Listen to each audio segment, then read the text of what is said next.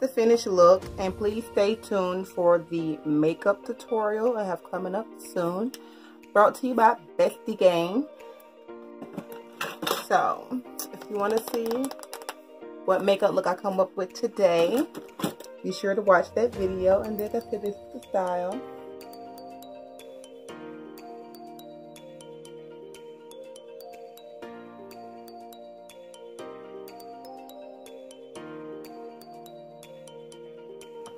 I know my lighting is all over the place, but you guys see it.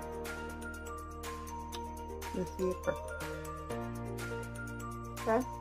Thanks for watching. Be sure to thumbs up this video, like, share, subscribe, all that good stuff. And like I say, stay tuned for the tutorial for the makeup, because I don't want to put it all in one video to be extra long.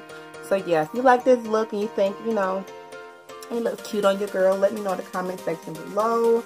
I've been wanting to try this look for a while, and I think about trying it again. Also, just make sure it's going to be blonde, like dark root and blonde curly. So yes, you guys, I really like it. So let me know what you think about it, okay? See you guys later. Bye.